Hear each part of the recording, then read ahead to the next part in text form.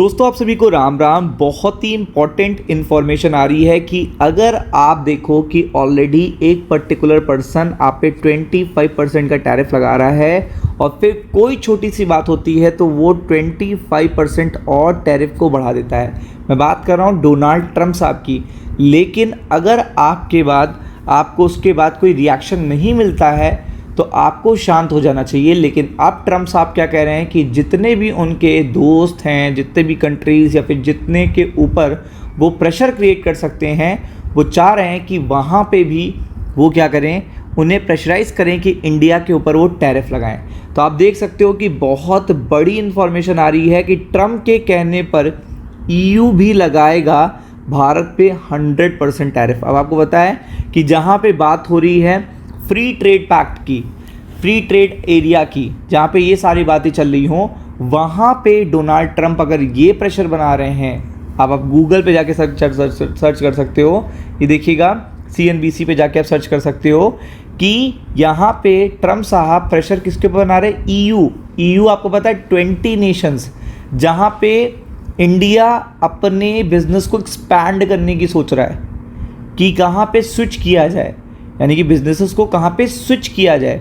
तो आप देख सकते हो यहाँ पे आप चेकआउट कर सकते हो 100% टैरिफ का प्रेशर क्रिएट कर रहा है ट्रंप साहब। कौन कर रहे हैं कि यहाँ पे प्रेशर क्रिएट हो रहा है कि आप भी इंडिया के ऊपर 100% का टैरिफ लगाओ, ताकि उन्हें हमारी बात माननी पड़े और वो हमसे रिक्वेस्ट करें। और उसके अलावा क्या कह रहे हैं, keep them on, ask EU to slap tariff up to 100% on India and China। ये गूगल पे जाके आप सर्च कर सकते हो। और आपको पता है ये मोस्ट पॉपुलेटेड कंट्री हैं और ये 3rd और 4th इकॉनमीज़ की बात हो रही है जो पूरे वर्ल्ड में डिमांड क्रिएट कर रहे हैं। हमारी पॉपुलेशन, हमारी मार्केट ही देखिएगा इंटरनेशनल मार्केट में डिमांड क्रिएट कर रही है, और चाइना की भी। तो आप समझ सकते हो कि वरना कितनी सिचुएशन ड्रास्टिक हो जाए आफ्टर कोविड, ये आपको भी पता है। लेकिन यहाँ पे क्या बताया जा रहा है कि slap 100% tariff on India and China. तो आप समझ सकते हो इससे ख़राब कोई अपडेट नहीं हो सकती है।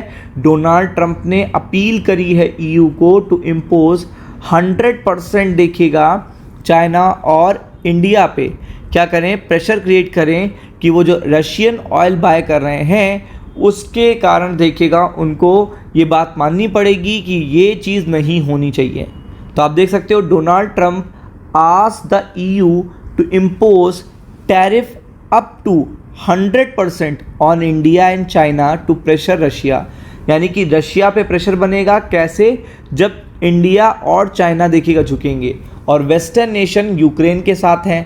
और आपको पता है कि यहाँ पे डोनाल्ड ट्रंप, अमेरिका और EU और जो वेस्टर्न नेशंस हैं वो क्या हैं, यूक्रेन के साथ हैं। और रशिया के साथ कोई नहीं है, रशिया के साथ है चाइना और इंडिया, जो उनसे कंटिन्यूसली देखिएगा तेल बाय कर रहा है और एक्सपोर्ट भी कर रहे हैं। हम लोग रशिया से तेल लेके एक्सपोर्ट भी कर रहे हैं। और यही चीज़ उनको खल रही है कि अगर ये दोनों कंट्रीज़ इतनी अच्छी तरीके से सस्ता तेल बाय करती रहेंगी तो इनकी कंट्री की जो GDP इकॉनमी है वो तेज़ी से रफ्तार से भागने लगेगी और यहाँ पे वेस्टर्न नेशंस और अमेरिका के लिए काफ़ी बड़ा सेटबैक होगा।